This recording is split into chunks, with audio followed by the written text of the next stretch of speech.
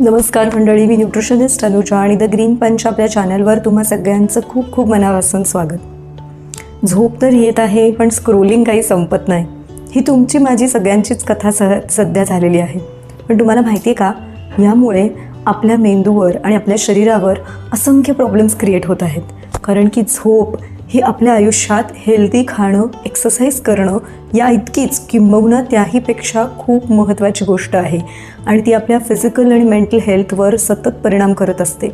तुम्ही दमून झोपताय किंवा तुम्ही पीसफुली झोपताय आणि तुम्ही छान वेळेवर झोप घेताय, पुरेशी घेताय, हे सगळं खूप मॅटर करतं. आणि त्यामुळे सध्या आपण आधीच खूप स्पर्धेच्या जगात आहोत. आपल्या आयुष्याला प्रचंड स्पीड आलेला आहे, त्याचा सतत ताण आपल्याला आहे. आणि ह्या सगळ्यापासून जर स्वतःला चांगल्या प्रकारे हील करायचं असेल तर चांगली झोप मिळणं आवश्यक आहे. आणि चांगली झोप हवी असेल तर चांगलं नाईट रुटीन असणं आवश्यक आहे. झोपायच्या आधी 2 तास स्क्रीन बघू नये हे सगळ्यांना माहिती आहे, पण ते माझ्यासकट कोणालाच सध्या पॉसिबल होत नाही. म्हणून मी तुम्हाला पटकन फक्त 20 मिनटं सुरुवातीला करण्यासारखं एक रुटीन सांगणार आहे. तेवढं जरी तुम्ही 20 मिनटं छान करू शकलात तरी हळूहळू तुम्हाला आवड निर्माण झाली की त्याची वेळ तुम्ही वाढवू शकता आणि तुमच्या झोपेच्या क्वालिटीवर आणि पर्यायाने तुमच्या आरोग्यावर आणि दिवसभराच्या एनर्जी लेवल्सवर मोठ्या प्रमाणात फरक पडलेला तुम्हाला नक्की जाणवेल. तर ह्या 20 मिनटात काय करायचं आहे ते आपण बघूया. पहिल्यांदाच अर्थातच तुमचे मोबाईल, लॅपटॉप, टी व्ही सगळे स्क्रीन्स बंद करून बाजूला ठेवून द्यायचे. तर सर्वात पहिल्यांदा पेन आणि पेपर घेऊन उद्या सकाळी करायच्या गोष्टी जॉट डाऊन करायच्या, म्हणजे अर्धी शांतता तिथे मिळते. त्याच्यानंतर 5 मिनटं एक सोपी गोष्ट करायची, आपल्या फूट मसाज करायचा. आपल्या पायांमध्ये खूप पीसफुल स्लीपसाठी महत्त्वाचे पॉईंट्स असतात.